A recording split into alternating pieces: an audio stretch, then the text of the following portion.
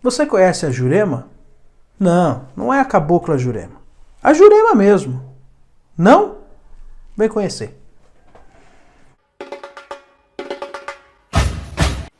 Um filho de Peba que tem fé. Nós temos fé. Um filho de Peba que tem luz. Nós temos luz. Pra iluminar nosso lugar.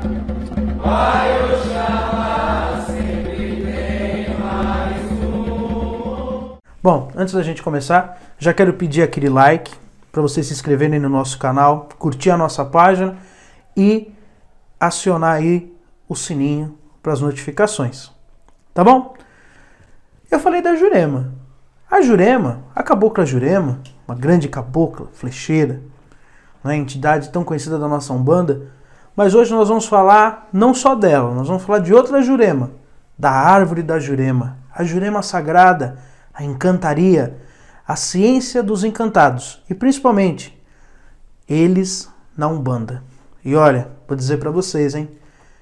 Tem muita coisa que a gente não sabia sobre eles, tem muito fundamento de Umbanda, até ponto cantado que a gente canta, que a gente nem sabia, mas era da Jurema. Quando a gente canta aquele ponto, vou abrir minha Jurema, vou abrir meu Jurema, com a licença de mamãe Oxum e nosso pai Oxalá. Quando nós estamos abrindo a nossa Jurema, é o culto da nossa querida Jurema. Influência dos índios, influência dos negros, que nós trazemos para a nossa Umbanda. Então vamos lá? Para a gente entender primeiro dos encantados da Jurema, nós temos que entender de onde eles vieram. A Umbanda, por excelência, não é uma religião que é de dogmáticos, que gosta de impor a sua vontade acima de tudo, não. A Umbanda é uma religião que gosta de somar. E lá para a década de 1950, lá na década de 50, a Umbanda começou a ir para o Nordeste. E lá ela conheceu uma série de cultos que já existiam. Cultos que miscigenavam a pagelança e o culto africano. Os negros que saíram das senzalas, foram para os arredores, foram para os quilombos, para as matas, encontraram o culto à natureza, o culto dos pajés, os xamãs, os índios da nossa terra.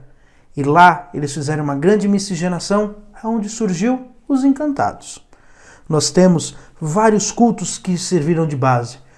O culto à Jurema, o catimbó, o terecô, a barquinha e mais uma série de outras seitas que nascem, cada uma com um pouquinho de diferença da outra, mas todas que trabalham com os encantados. Quando nós falamos em encantado, nós temos que entender que encantado é um espírito que se encantou. Isso quer dizer que esse espírito, ele não é um espírito chamado de Egum, como o Candomblé chama, aquele espírito que morreu, que teve sua vida, morreu e hoje está no plano espiritual. Não, esse espírito se encantou, ele entrou em contato com a natureza. Um espírito, para se tornar um encantado, ele só pode se tornar um encantado de 3 formas. Uma delas é o sumiço. Aquele espírito, aquela pessoa que era encarnada, que de repente sumiu. Ela pode se tornar um encantado. Isso é o caso do Dom Sebastião. Para quem não conhece, Dom Sebastião, rei de Portugal, morreu lá perto do Marrocos, numa guerra sagrada para eles, e Sebastião nunca foi encontrado o seu corpo. Até ele deu origem ao sebastianismo. Sebastianismo era o culto que Dom Sebastião surgiria do mar de areia com seu exército para salvar Portugal e a humanidade. É lógico que isso influenciou demais as pessoas do Nordeste, os brasileiros, os miscigenados, os sertanejos.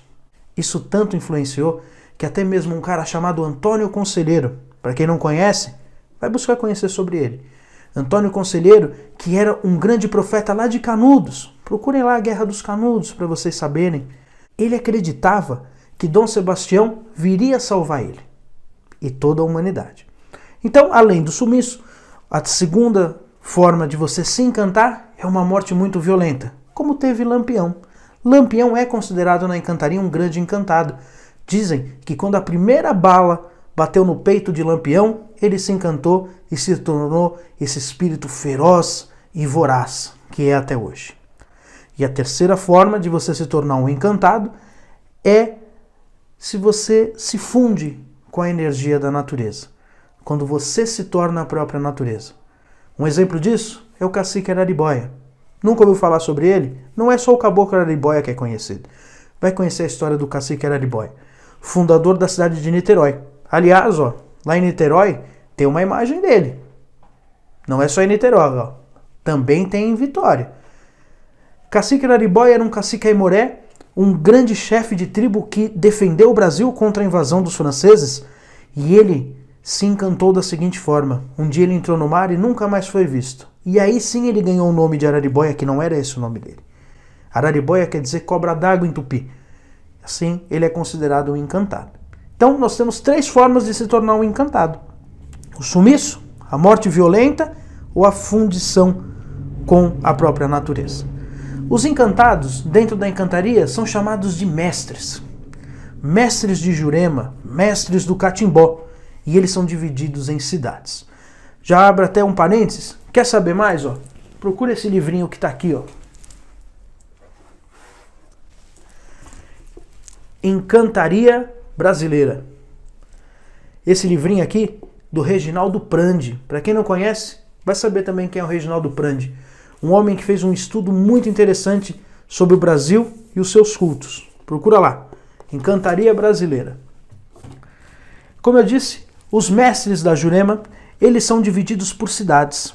Assim como na Umbanda nós dividimos por egrégoras, por colônias espirituais, os encantados são divididos pelas cidades. Cada um vive na sua cidade.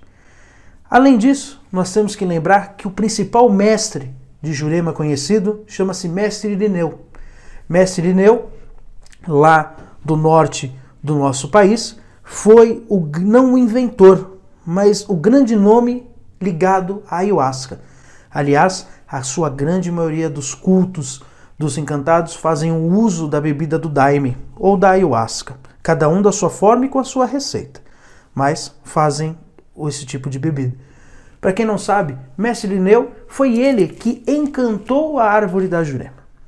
Um dia, Mestre Irineu sonhou que Maria, junto com José e Jesus, fugiam do rei Herodes assim que Jesus tinha nascido.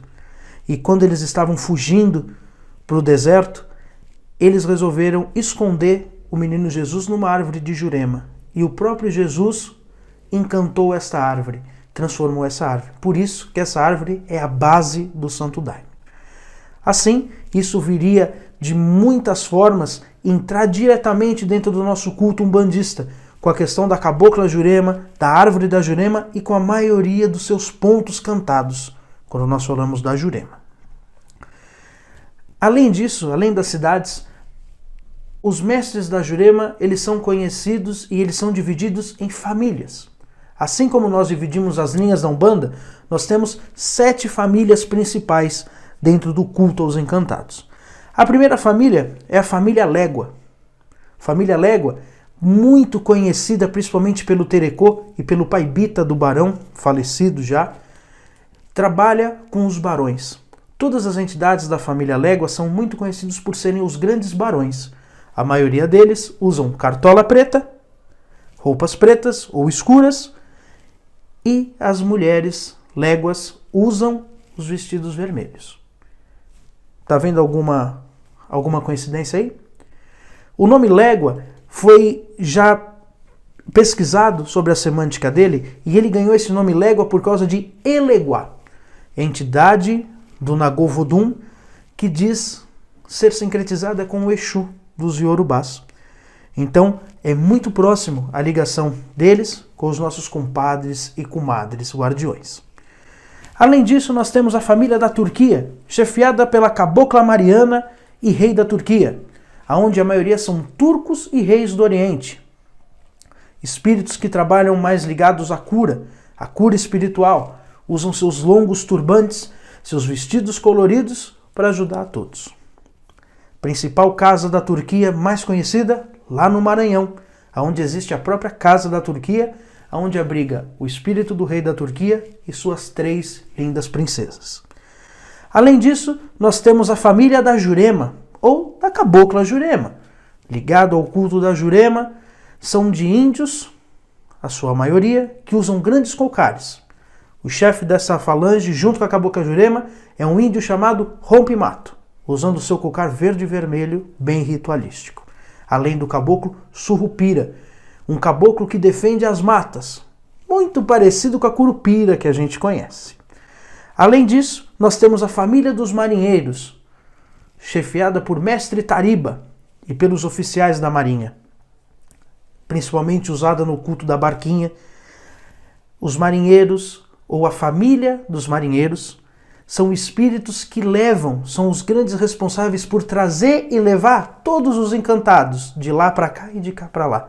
São eles que cumprem o trabalho de levar e trazer os espíritos. Além disso, nós temos a família do Juncal, chefiada pelo índio Junco Verde. Esse índio, que na verdade é um português, chefia toda a família de portugueses. Usam boinas, chapéus, principalmente usam a cor verde e branca. Além disso, nós temos a família Gama, chefiada por Dom Luiz Gama. Para quem não conhece Luiz Gama, vai lá procurar saber. Maravilhosa a sua história. Luiz Gama, ou Dom Luiz Gama, é considerado a família dos botos. É lá que surge a cultura dos homens botos, aqueles que engravidam as mulheres. Está dentro da encantaria. Além disso, nós temos por último a maior família de encantados, chamados de Família da Bahia. Mas não é a Bahia Estado, é a Bahia mesmo. Bahia quer dizer o represamento das águas do mar. B-A-I-A, Bahia. Essa família da Bahia, chefiada por Constantino Chapéu de Couro, considerada a maior família. A sua maioria usam chapéu de couro, usam a cor amarela, e olha que interessante, essa família adora água de coco e usar coco em seus trabalhos. Vocês estão percebendo que tem muito daí que a gente cultua na nossa Umbanda? Por quê? Até agora a gente estava na introdução. Agora a gente vai entrar no vídeo realmente. Que agora a gente vai falar sobre o uso deles na Umbanda. Tudo bem, Pai Léo, o senhor já falou tudo da encantaria. Agora fala da Umbanda. A Umbanda pegou todo esse culto e trouxe. Como eu disse, a Umbanda quando chega no Nordeste, ela pega esse culto e traz para ela, forma a falange dos baianos e baianas, que são chefiados, tem os cangaceiros, como o Lampião é um encantado, tem seu Zé do Coco, que é da família da Bahia, até mesmo por a maior família dos encantados ser chamado de Família da Bahia. Logo nós trazemos como o povo da Bahia, o povo dos baianos. Por isso o nome da nossa linha é de baiano. Os marinheiros, encantados, assim como da família dos marinheiros. E os boiadeiros são os outros encantados, os mestres da Jurema, os caboclos arredios, os caboclos de couro, como também são chamados dentro da encantaria. Dentro da Umbanda, nós cultuamos as mesmas entidades, ora com outros nomes, ora de outras formas, com outros dogmas, com outras ritualísticas, diferente da encantaria. Mas não podemos esquecer, um dos mestres de encantaria, um dos mestres do catimbó, mais conhecidos no catimbó há muitos anos, é chamado de Seu José Pilintra. Entidade que deu origem ao culto que nós temos ao Seu Zé Pilintra. Então é isso. Quer saber mais sobre encantaria? Procure um terreiro, sempre digo isso. Além disso, vão ler bastante, procurem o livro do Reginaldo Prandi ou aguardem, nós vamos ter mais vídeos sobre encantaria. Salve os encantados, saravá, até lá meus irmãos.